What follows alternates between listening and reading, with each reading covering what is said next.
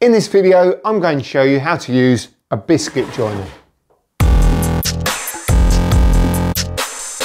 Hey, what's up guys? Yes, it's your main man JB, and we're looking at this biscuit joiner and how to use it. Now, this is a beginner's guide on how to use the biscuit joiner. If you've got a biscuit joiner and you've been using it, then you're probably not going to learn anything, or you might pick up a tip or two. But this really is aimed at the novice biscuit joiner woodworker. Now, essentially, a biscuit joiner is a woodworking tool, as we've already discussed. You can get it in 240 volt mains cable like we've got here, or you can get it in a cordless version. This is a relatively entry-level biscuit joiner that I bought not too long ago. It's doing a really good job so far. I'm going to see how it goes, and I might upgrade to something a bit more expensive further along the line. But for now, it's working absolutely perfect. So if you are new to using a biscuit joiner and you want to go and get one, I would recommend getting a cheaper version first. Just don't go too cheap, and play about with it, see how it feels, see how you like it, and just take it from there really. But essentially they all do the same thing. They're just going to feel slightly different, that's all really. It's called a biscuit joiner because it joins two pieces of timber together using biscuits. These are biscuits. These are a size 20 biscuit, but you can get size 10 and 0. And your biscuit joiners will basically adapt to suit these different types of biscuit. They all have the same thickness, they're just slightly different in size. So within the biscuit joiner itself, you've got a hidden blade, a saw blade, if you like. When you push this forward, it's on a spring, it forces the blade out of the unit, and it puts a slot in a piece of timber, allowing you to insert the biscuit. The idea of having different sized biscuits is so that if you're joining two relatively small pieces of timber together, you want to really use a smaller biscuit.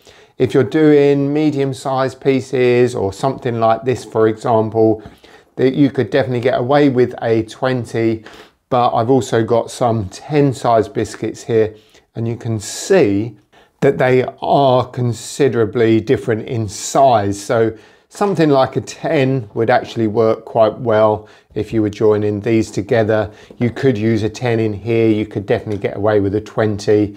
But if you were joining two larger pieces together, let's say you were joining these pieces of MDF together, then a 20 size biscuit would be absolutely ideal. Ultimately, it's going to be your decision to decide which biscuit will be best for the job that you're doing. A biscuit joint is absolutely ideal for joining two pieces of timber together like this, or two pieces of sheet material. So if you wanted to make something wider and you only had shorter pieces, this would be ideal. You can biscuit joint this, clamp it up, it would be absolutely perfect. Or if you wanted to make something like this scaffold board table, again, used with biscuit joints.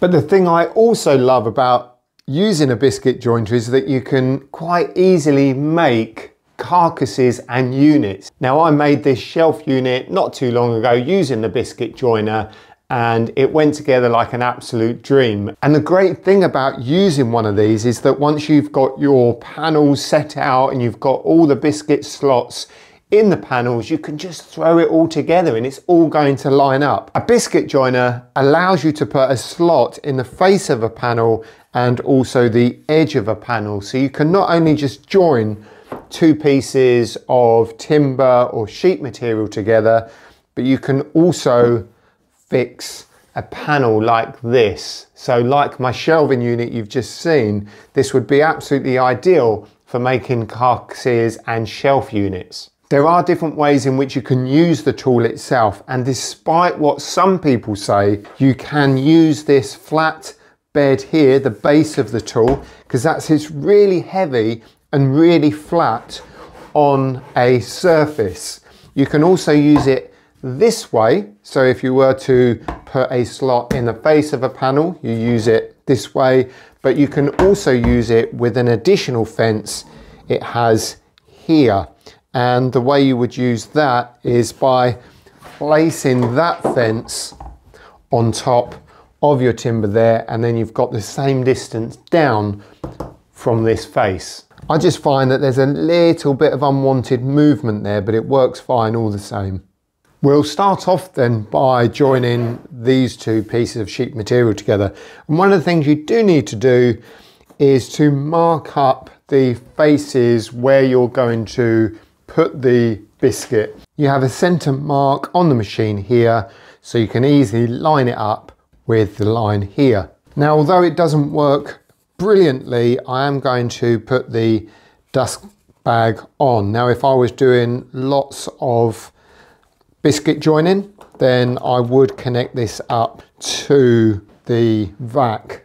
So we've got this red center mark on the tool, so we know exactly where to line this up, where the middle of our slot's going to go. As I've said already, I'm going to use the flat base of the machine on the bench. I'm just going to make sure I hold my workpiece down. We'll get it started up and give it a go.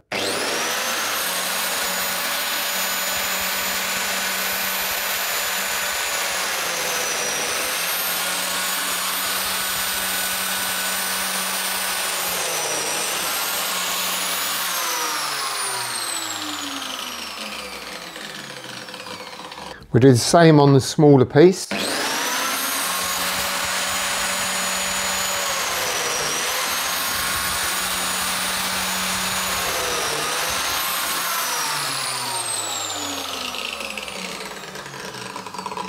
We'll grab a couple of biscuits. Give those a little tap. And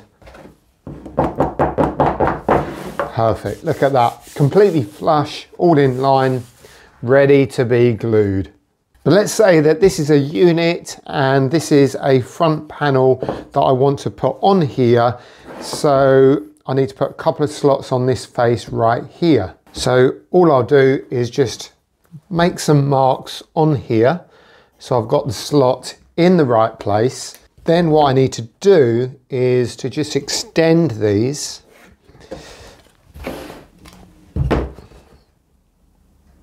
Extend these lines like so, and then that means that I can put it this way up on the machine. Once again, I'm using the flat base of the machine.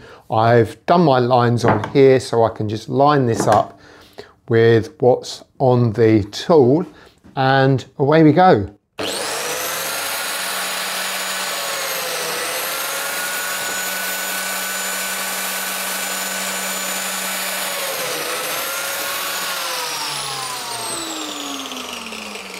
So now I've got two slots in the face. We'll put the biscuits in again.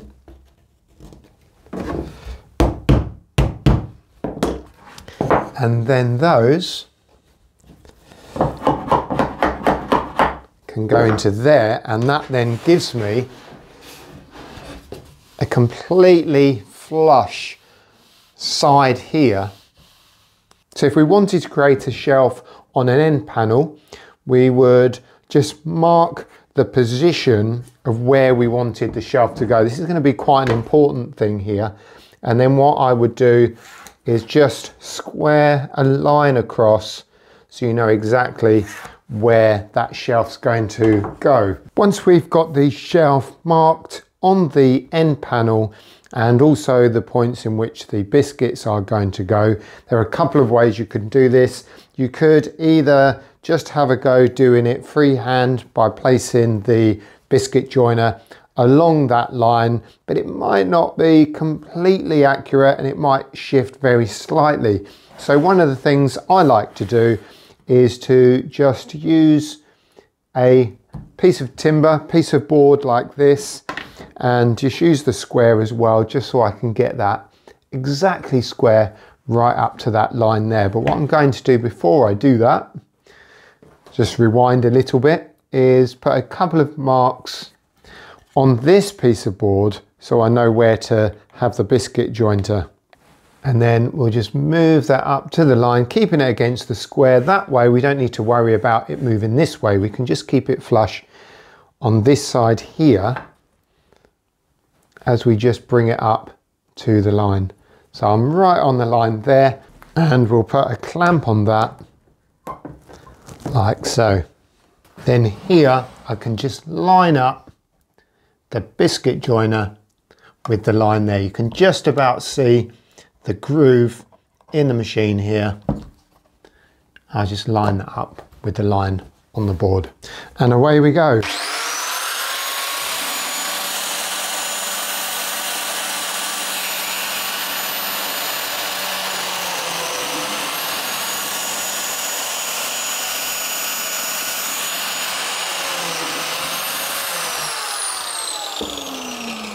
Just bear in mind that if you haven't got any extraction on your biscuit joiner, the slots do tend to get filled up, so you're going to need to clear those out. So let's get another couple of biscuits. We'll put these in here.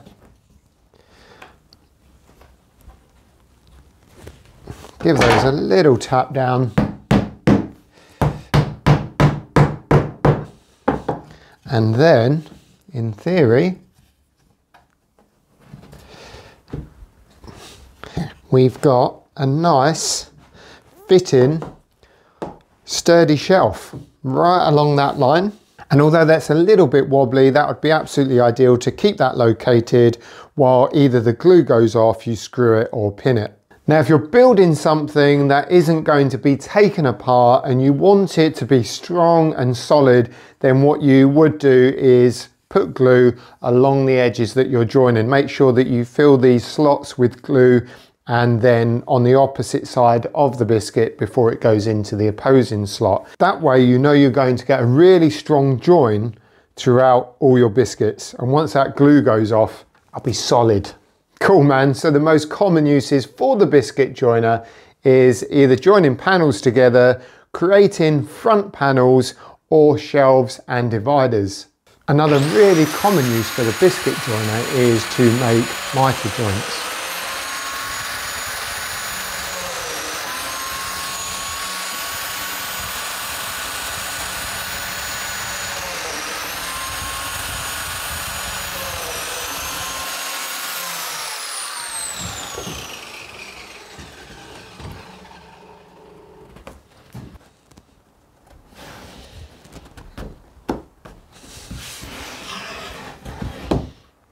All biscuit joiners come with this adjustable fence which you can set from 0 through to 90 degrees. On the side of the machine you can adjust the height of this fence just by undoing here, and we can move that to whatever position is suitable for the job that we're doing. You also have 3 settings on the machine for your 0 size, medium or 10 and 20 size biscuits. Fantastic. Well, thanks for watching, guys. I hope you found this video helpful and interesting, and it's given you the confidence to either go out and buy a biscuit joiner or start using the one you bought a few months ago. If you've got any questions or helpful comments, then do leave those in the comments box down below. I'd love to know how you're getting on with your biscuit joiner after watching this video, so why not leave those comments down below as well. Awesome. I'm going to go and have some tea and biscuits now. I'll see you on the next video.